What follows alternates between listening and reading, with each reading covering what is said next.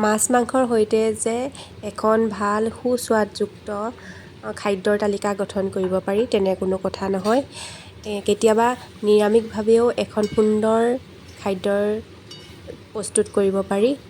গতিকে আজিও মই তেনেকুৱা এটা সুন্দৰ খাদ্যৰ ৰেচিপি লৈ আহিছোঁ আৰু সেই ৰেচিপিটো হৈছে মিক্সড ভেজিটেবল আমুল ফ্ৰেছ ক্ৰীমৰ সৈতে। গতিকে আহকচোন ভিডিঅ'টো ষ্টাৰ্ট কৰোঁ।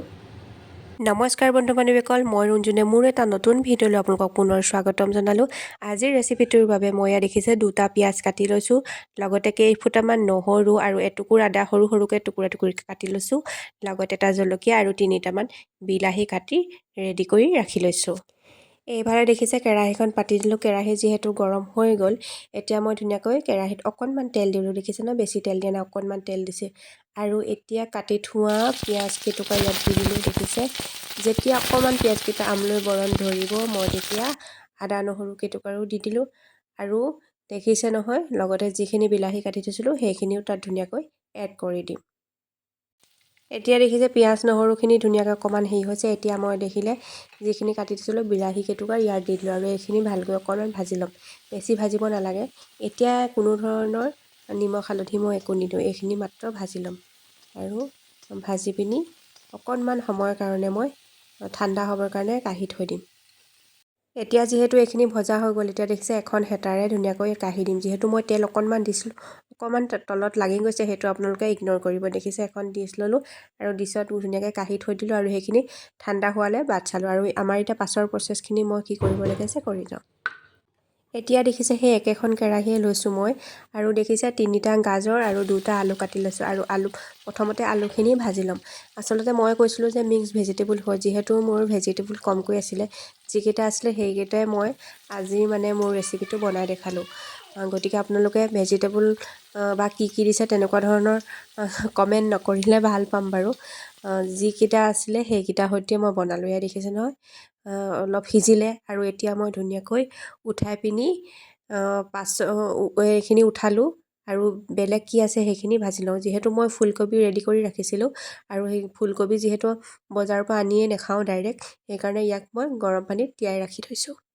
এতিয়া যিহেতু আলু আৰু গাজৰখিনি ভজা হৈ গ'ল, এতিয়া ফুলকবিখিনি গৰম পানীখিনিৰ পৰা উঠালোঁ আৰু দেখিছে নহয় একেখন কেৰাহীতে এইখিনিও ভাজিলোঁ। এইখিনিও অলপ টাইম এনেদৰে ভাজি ল'ম যাতে ভালদৰে মানে সিজি যায় বস্তুটো।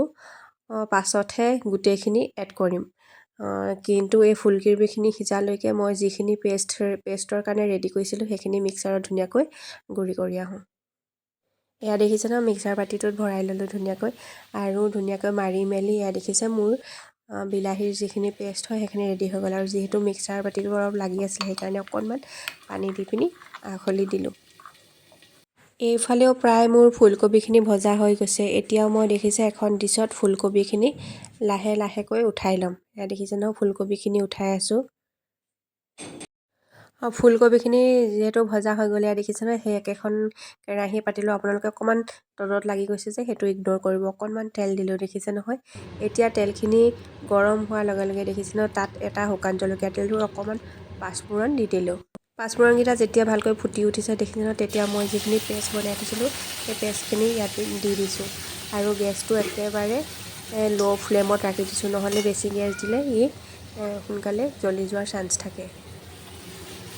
এতিয়া মই ইয়াত প্ৰয়োজন হোৱা যিকেইটা ইনগ্ৰিডিয়েণ্ট হয় সেইকেইটা মিলাম। দেখিছে প্ৰয়োজন অনুসৰি হালধি দি দিলোঁ আৰু এইফালে নিমখো দিলোঁ। আপোনালোকে নিমখটো প্ৰথমতে কমাই দিব, কাৰণ নিমখটো বেছি হ'লেতো দিব নোৱাৰি, কম হ'লে বা দিব পাৰি। এয়া দেখিছে নহয়, জিৰা গুড়ি দিলোঁ, লগতে ধনিয়া গুড়ি দিলোঁ আৰু অকণমান শুকান জলকীয়া গুড়ি দিলোঁ আৰু গোটেইখিনি ভালদৰে মিক্স কৰিম।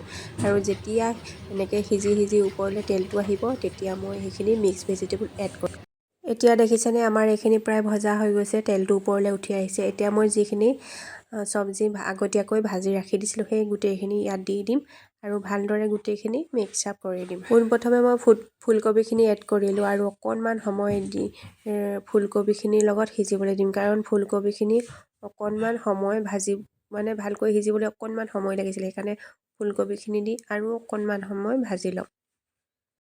এতিয়া যিহেতু ফুলকবিখিনি ভালদৰে সিজা হৈ গৈছে, এতিয়া মই যি আলু আৰু গাজৰ কাটি থৈছিলোঁ সেইখিনিও ইয়াত ভালদৰে দি দিলোঁ আৰু ধুনীয়াকৈ হেতাখনেৰে গোটেইখিনি মিক্স কৰি দিওঁ।